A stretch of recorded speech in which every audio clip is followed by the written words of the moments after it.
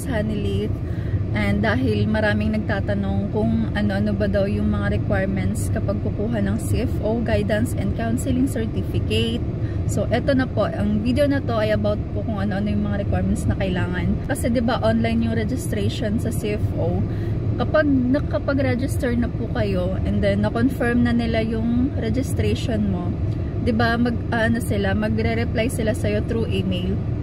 And then, ibibigay nila sa'yo kung sino yung counselor na naka-assign sa'yo. Hihingi po sila ng 4 na requirements. Yan po yung first na requirements na kailangan mong isend dun sa assigned counselor mo. So, ito po yung mga requirements na kailangan mong isend. First is yung valid passport. Second, valid visa. And then, third, petitioner's passport or passport ng partner mo. And then, fourth, marriage certificate if married na. If you are using a tourist or visit visa or traveling to a visa-free country, ito yung mga requirements na kailangan ng counselor.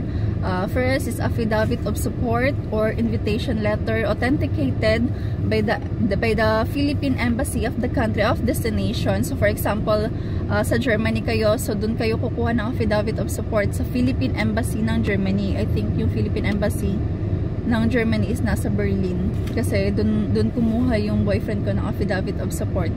So, kailangan po siya naka-authenticate dun sa Philippine Embassy. Ano lang po, mag-i-email lang po kayo sa kanila and then magre-reply po sila and naka-attach na yung affidavit of support.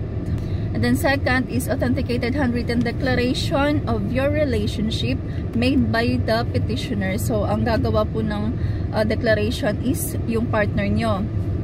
So, ang letter na to or ang declaration na po ito ay dapat naka-indicate po kung ano yung relationship niyong dalawa, how did the two of you meet, and then how long have you two been together, and then what is the purpose of your travel to the country, and then that he will be the one who will be in charge of your safety. Dapat nakasulat po yun sa declaration.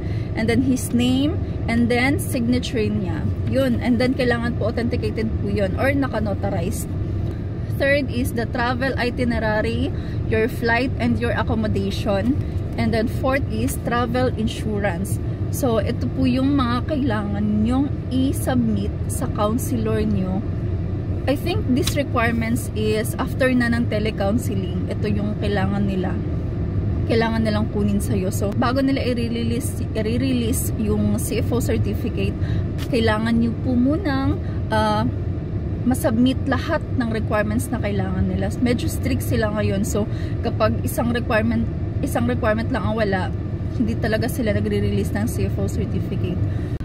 Sana po ay nakatulong po yung video ko, and then sana nag-subscribe kayo and click the notification bell para ma-notify po kayo sa next video ko. Thank you po sa lahat. Thank you for watching. Bye!